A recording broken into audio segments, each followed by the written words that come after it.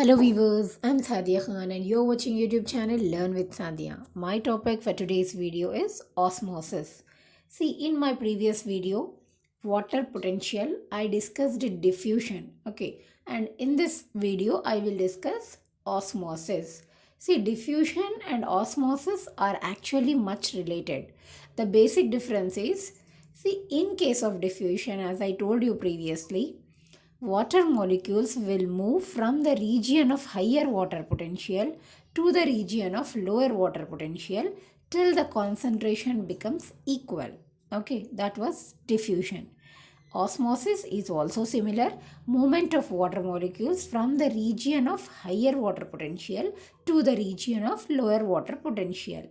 But here we need to remember that here the molecules are moving through a semi-permeable membrane till the concentration becomes equal.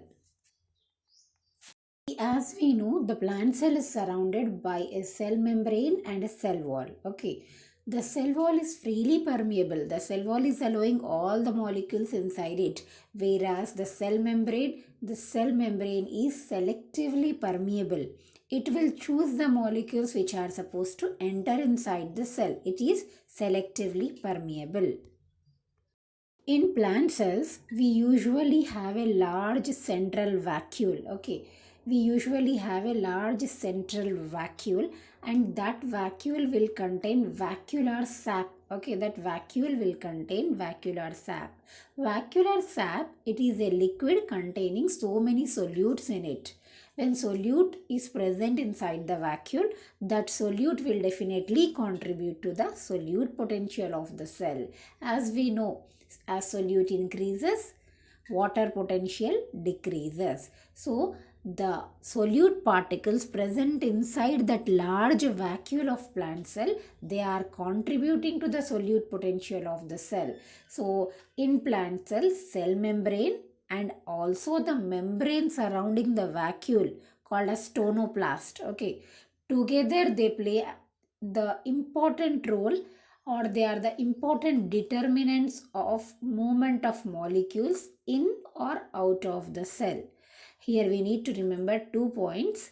Okay, first thing is the vacuolar sap contains solute particles. That solute particles present inside the vacuole, it will contribute to the solute potential of the cell. The next important point here is cell membrane and membrane of the vacuole called tonoplast. Cell membrane and tonoplast. These two membranes together play very important role in selecting the molecules which are supposed to move inside or outside of the cell. So what is osmosis? Osmosis is diffusion of water across a differentially or semi-permeable membrane. Okay, to explain that we have this picture 11.3. Okay, so the next point is osmosis occurs spontaneously in response to a driving force. When some force, some external pressure is applied, it occurs. So when external pressure is applied, immediately osmosis will occur in response to that driving force. Now the next point, which is actually very important, the net direction. The net direction and rate of osmosis depends on pressure gradient and concentration gradient. What is the meaning of this sentence? The net direction. See, in which direction the water molecules have to move and how much fastly the water molecules have to move. That will depend on the pressure applied, and that will depend upon the concentration of solute present in different compartments. Now let us look at the picture 11.3. Here you can see medium A and medium B, they are separated by a thin semi-permeable membrane. You can see this is the semi-permeable membrane. So here in A the number of solute particles is less, and in B the number of solute particles are more. It means in A solute potential is more. In B water concentration is less, that is solute potential is less. So where will the molecules move? Will the molecules move from A to B or B to A? Obviously, the molecules will move from higher water potential region to lower water potential region. So, water molecules will start moving from the region A to the region B, okay, through the semi-permeable membrane. How much will they move? Till the concentration becomes equal, till they reach equilibrium. At equilibrium, the two chambers should have the same water potential. What is equilibrium now? Till the water potential of A and B becomes equal. When the water potential of the chamber A becomes equal to B, that is called as state of equilibrium. Now let us understand osmosis by a small demonstration. Okay, so first what we have to do is we have to take a beaker. Okay, we have to take a beaker containing water. This is a beaker containing pure water. After that, you take this is a thistle funnel. Okay, this is a thistle funnel containing sucrose solution in it. You can see in the picture. First, take a beaker containing water. Then take thistle funnel. This is thistle funnel containing sucrose solution in it. And put the thistle funnel inside the water. And you can see here, this is the semi-permeable membrane. Sucrose solution and water. Sucrose solution and water, they are separated by semi-permeable membrane. So water will diffuse across the membrane. So now you can guess where is the higher water potential, in the beaker or inside the thistle funnel. Inside the thistle funnel, it is a solution, so it contains solute. So in beaker, water potential is 0, pure water potential is 0. So water potential is high in case of beaker and low in thistle funnel. So obviously, where will the molecules move? They will move from higher water potential region to the lower water potential.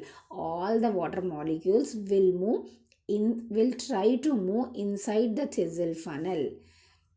Okay, here you can see water will diffuse across the membrane as shown. Water will diffuse across the membrane as shown by arrows. By these black arrow marks, they are showing that water is diffusing inside the membrane. The membrane needed for the demonstration of osmosis can be obtained from an egg by separating yolk and albumin. See here, by removing the yolk and albumin through a small hole, we can obtain that membrane and we can use it in the experiment of demonstration of osmosis. If we want to stop such movement of water molecules into the sucrose solution, then we can apply pressure externally. So you can notice that in picture A, the solute molecules will enter inside the thistle funnel. But here in picture B, external pressure is being applied. So external pressure can be applied from the upper part of the funnel such that no water diffuses into the funnel through the membrane. Initially in the picture A, there was no external pressure applied. But in picture B, you can notice external pressure is being applied. Once the pressure is applied, there is no entry of pure water molecules into the sugar solution. Now we need to understand how much pressure is to be applied. See, the pressure which we are applying is called as osmotic pressure. Now how much of osmotic pressure is needed to stop the molecules of water to enter inside? That will depend upon the solute concentration in a solution. See, if the concentration of solute is more, then obviously osmotic potential will be more. So if osmotic potential is more, so more pressure, more osmotic pressure will be required. So in this way, osmotic potential of the pure water and osmotic pressure which we are applying externally, both are actually equal. The osmotic potential, it is a negative value, whereas osmotic pressure, it will be a positive value. Numerically, the digit will be same, but with the different sign. So let us brief it. When external pressure is applied, no water will diffuse from pure water to sugar solution. So that pressure which we are applying externally is called as osmotic pressure. This osmotic pressure, it is a positive pressure. How much osmotic pressure is needed to stop the entry of molecule? That will depend upon solute concentration. More the solute concentration, greater will be the osmotic pressure needed. See that pure water, it will basically have water potential here considered as osmotic potential.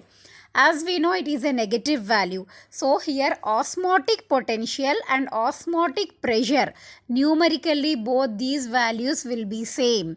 Osmotic potential of water and osmotic pressure applied externally, both these values will be same but with a different sign. Means osmotic pressure, it is a positive value, whereas osmotic potential is a negative value.